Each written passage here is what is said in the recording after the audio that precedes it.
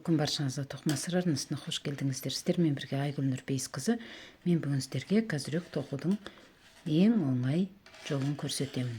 Бұл кәзірек екі бізбен тоқылды. Және узорсыз, оң жағынан оң, теріс жағынан теріс тоқыл. Кәзірек осы басынан бастап тоқылып, одан кейін екі четтері осылай сүйір болып тоқылу үшін укороченный рядпен тоқылады. Мен сіздерге барлығын тоқыма барысында көрсететін боламын. Керек құралдар біз менде екілік осындай ұзын біз, одан кейін айналма біз, бұл да екілік біз, күршек біз бізге осы жерін жапқанға ғана керек болады. Қайшы және жіп. Жіп менде түріктің Ализе Ланаголд жібі. Енді бұл кәзіректі тоқу үшін осы жерінен осы өлшеп аламыз. Неше сантиметр? Менде бұл 24 сантиметр. Және биіктігін өлшейміз. Бұл менде 7 сантиметр. Мен тоқитын жібімнен үлгі тоқып көрдім және өлшедім. Сонда менде 2 ілмек 1 сантиметрге тура екен.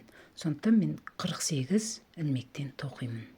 Енді сіздерде осы тоқитын жіптеріңізді және осы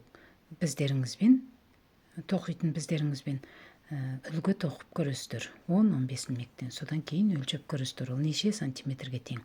Өйткені сіздердің жіптеріңіз жуан жіңішкесіне қарай ілмек саны көп немесе аз болуы мүмкін.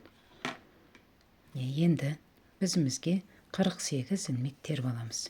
Енді тоқып үйреніп жүрген қыздар, осы арнада бізге ілмек терудің 5 әдісі деген жеке видео бар. Соны ашып қарасаңыздар болады. Немен осы 48 ілмек теріп аламын.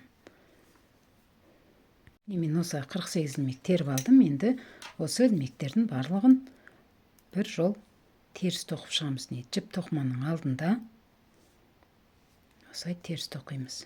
Бұл кәзіректің өзі оң теріс ілмектермен тоқылады. Ол оң жағынан оң, теріс жағынан теріс тоқу. Осылай аяғына дейін тоқимыз. Енді бұл тоқыманың оң жағы, енді укороченный рядпен тоқимыз.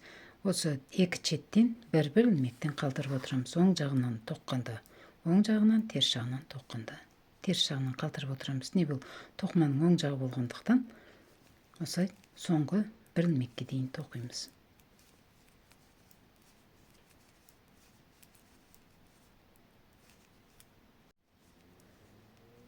Соңында екі ілмек қалды.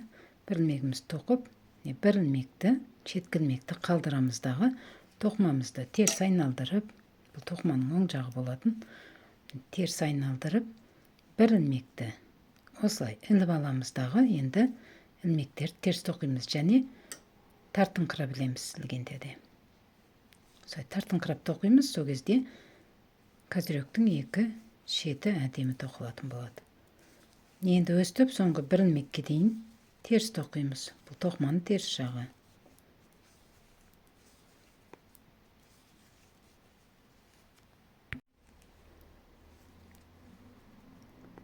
Соңында бір ілмек қалды. Бұл ілмекті қалдырамыздағы тоқымай. Тоқыманы оң жағына қаратып, тағы да бір ілмекті іліп алып, ары қарай ілмектерді осылай оң тоқи береміз. Сонда біздің бір ілмегіміз екі ілмек секілді көрініп тұр. Бұл іліп алған ілмек санына жатпайды.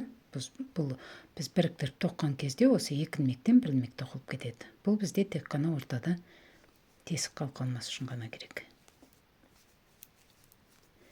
Енді өстіп тоқимыздағы соңғы екі ілмекке дейін тоқып, жаңа қалтырған ілмекті қосқанда тағы да бір ілмекті қалтырамыз. Соңында қалдырған ілмегіміз және бір ілмек қалды. Осы іліп алған ілмек, осы екі ілмекті қалтырамыздағы тағы да тоқыманы теріс айналдырып, бір ілмекті іліп аламыз және осы шетін тартыңқырап тоқимыз. Ары қарай ілмектерді теріс тоқимыз. Өйткені бұл тоқыманың теріс жағы. Енді екінші жағынан да тура осылай соңғы 2 ілмекке дейін тоқимыз. Соңында тағы да 2 ілмек қалды. Бұл іліп алған ілмек, 1 ілмек және 2-ші ілмек. Осы 2 ілмекті қалдырып, тоқыманы оң жағына қаратып, тағы да 1 ілмекті іліп аламыз дағы, жібімізді тартыңқырап, ары қарай ілмектерді енді 3 ілмек қалғанға дейін тоқимыз.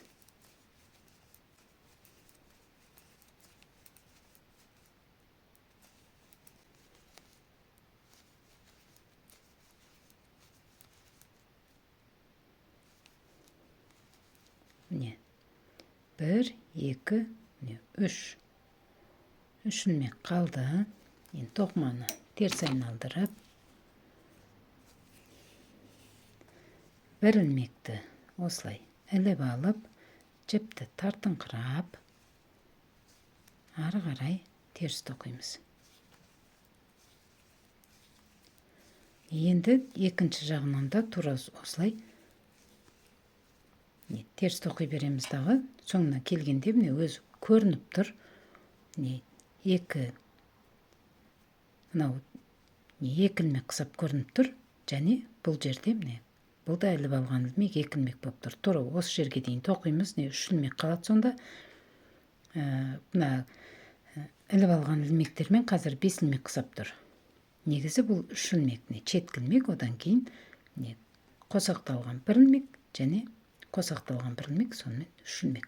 Осы жерге дейін тоқимызда тағы да 1 ілмекті қалдырып, ары қарай екінші жағына дейін тоқып, тағы да 1 ілмекті қалдырамыз. Енді өстіп укороченный рядпен бұл жақта 10 ілмек, бұл шетінде 10 ілмек қалғанға дейін өз бетімізше тоқимыз.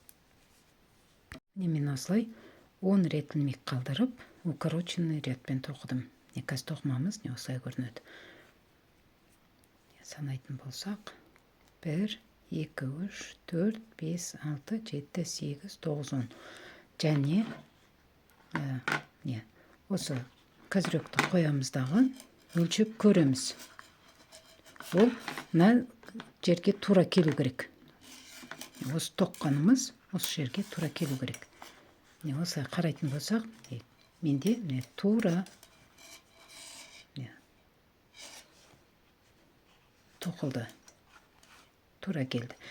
Енді ары қарай укороченный ряд тоқымаймыз. Керісінше бұл 1 ілмек іліп аламыз дағы. Осылай тоқып, келесі укороченный рядқа дейін тоқимызда осы 1 ілмекті қосып аламыз. Жаңа біз четтен, 2 четтен ілмек қалдырып тоқсақ, енді керісінше ілмектерді қосып алып тоқып жинаймыз. Осы 1 ілмекті қазір қосып аламыз.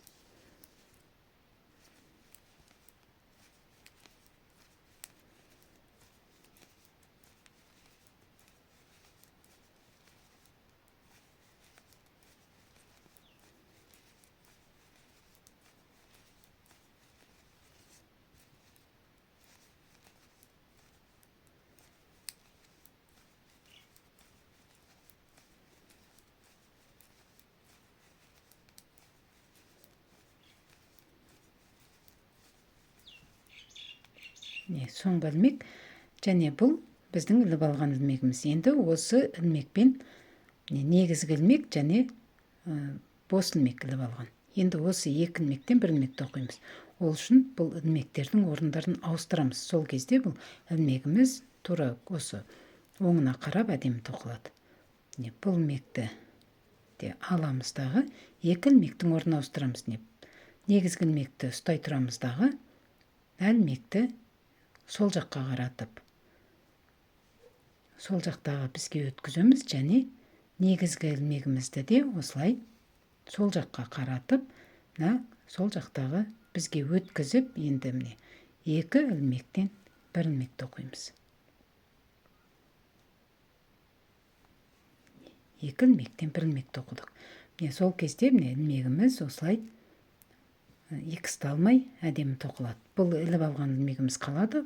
Бұл мен екінші оң жағынан тоққан кезде осы екі ілмектен тағы да тура осылай бір ілмек тоқимыз. Енді осы жерден тоқымамызды теріс қаратып, ілмек іліп алмаймыз, бізде ілмек бар. Бұл ілмекті тоқымаймыз және тартыңқырап тоқимыз. Осы шеттерін осылай тартыңқырап тоқимыз да. Енді ары қарай ілмектерді укороченный рядтың тағы да бір ілмегіне дейін тоқып, бір ілмекті қосып аламыз.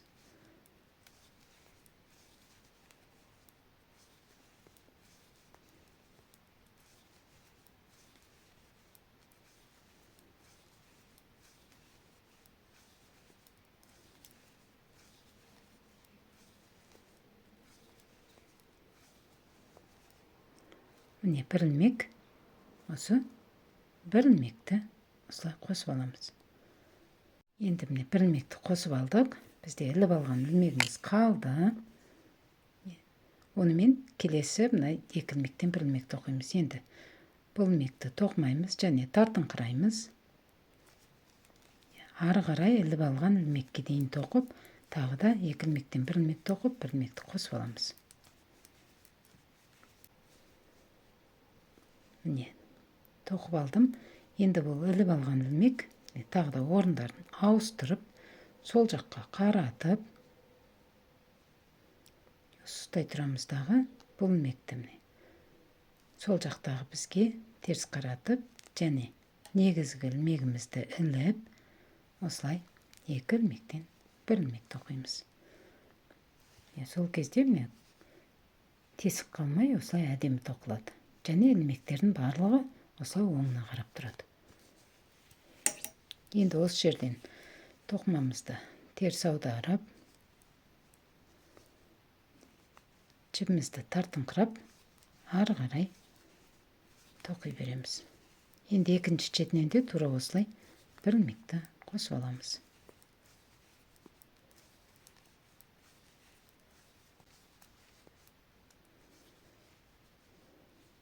Іліп алған ілмек, енді мына ілмекпен қосып, екі ілмектен бір ілмек тоқимыз.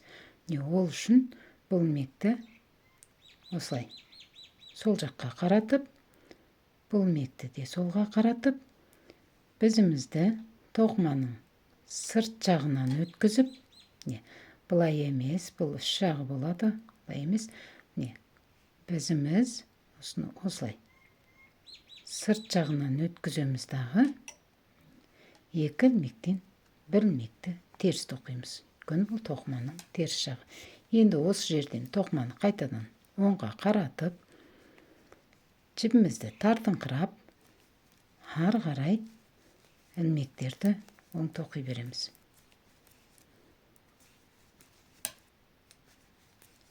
Өстіп біз жаңа ілмектерді екі шеттен қалдырып тоқсақ, енді керісінше бір-бір ілмектен тоқып, ортаға қайтадан жинап жатырмыз. Қазір 48 ілмекті қайтадан жинап аламыз.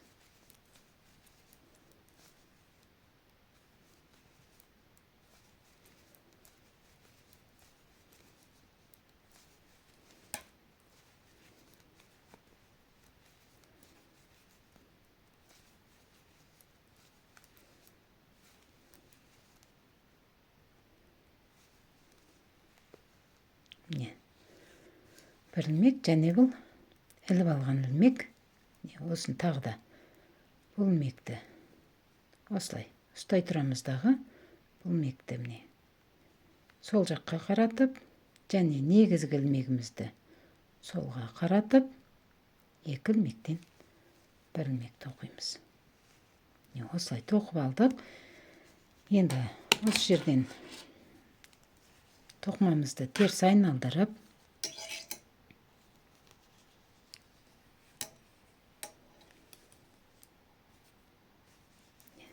жібімізді тартыңқырап, осылай ары қарай ілмектерді теріс тоқимыз.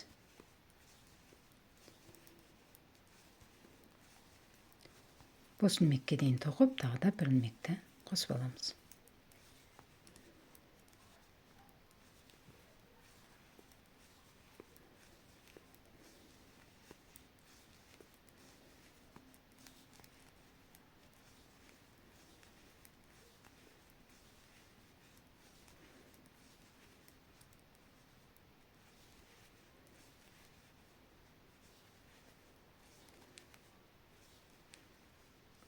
соңғы ілмегіміз және бос ілмек. Енді осы екі ілмекті негізгі ілмегімізбен бос ілмегімізді осылай теріс қаратамыздағы тағы да бізімізді тоқыманың сырт жағынан өткізіп, осылай екі ілмектен бір ілмекті теріс тоқимыз. Өте әдемі тоқылып жатыр. Ілмектеріміз екісталмай, барлығы оңына қарап тұр. Енді осылай өз бетімізше ілмектердің барлығын ортаға жинаймыз. Бізде барлығы 48 ілмек бар. Ары қарай өз бетімізше тоқимыз. Мен осылай тоқып алдым. Екі жаны осылай тоқылды. Енді кәзірегімізді кигізіп, осылай көреміз. Менде мына шеті мен мына екі шеті тура келді, және де ұзындығы да тура. Осы жері. Енді мына екі бетін, екі жанын осылай қосамыз. Ол үшін мына жаңа басталған жерден қанша ілмек терсек, сонша ілмекті қайтадан осылай екінші бізге өткізіп аламыз. Бір, осылай қарайтын болсақ, сыртына қарап тұрған жарты ілмектерді тере береміз. 2, 3, 4, 5, 6, 7, 8, 9, 10 деп осылай мен 48 ілмектер баламын. Міне, осылай қарайтын болсақ, бұл жерде міне жарты ілмектер бар. Бұл бір ілмек болса, толық міне осы сыртқа қараған жарты ілмектерді тереміз. Мен осылай 48 ілмекті теріп алдым. Енді екі бізді осылай ұстаймыз дағы. Осы екі ілмектен бір ілмек тоқып отырамыз. Бергі бізден бір ілмек, екінші бізден бір ілмек өстіп кәзірегімізді жабамыз. Осылай жартысына дейін жабамыз да, одан кейін кәзіректі кигізіп аламыз. Одан ары қарай өзіміздің қалауымызға қарай шапка немесе беретка немесе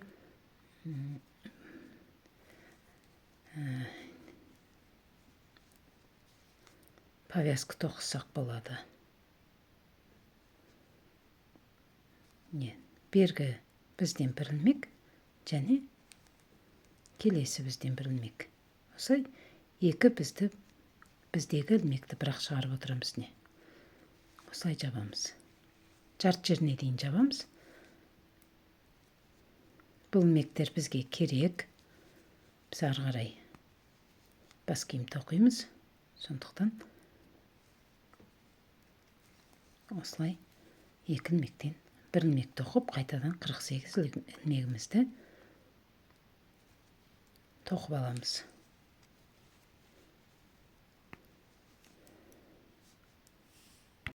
Мен осылай екі ілмектен бір ілмек тоқып, кәзіректі жаптым. Бұл оң жағы болады. Өйткені ілмектердің барлығы біркелкі әдемі тоқылған. Ал бұл жағы осындай сызық түсіп қалды. Сондықтан кәзірегіміз оң жаққа қарау үшін осы қайрылған жағын осылай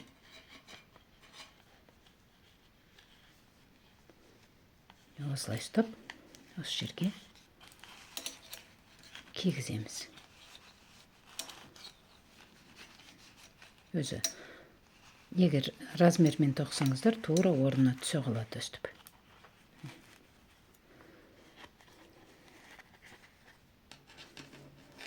Негізі кішкене тартыңқырап тұрған жақсы, сонда кәзірек әдемі көрінеді. Қазір бұны аяғына дейін жапқан кезде бұл тартылып өте әдемі болады. Осылай кигізіп аламыз да, енді ары қарай бұны жабу кішкене қиынырақ болады. Сондықтан бұны біз күршекбізді пайдаланамыз. Енді ары қарай күршекбізбен қосамыз, өйткені бұл бізбен қосқан ыңгайсыздау болот. Туура осулай тек гана күршөкпүзбен. Және осы илмекти бирден мына бизге өткүзүп аламыз.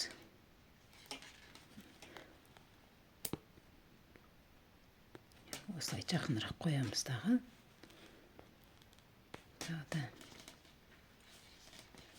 Осылай. Өте ыңғайсыз, бірақ енді күршөкпізбен өстіп жайлап екі илмектен бір илмек тоқып, оны негізгі илмегімізге осылай өткізіп аламыз.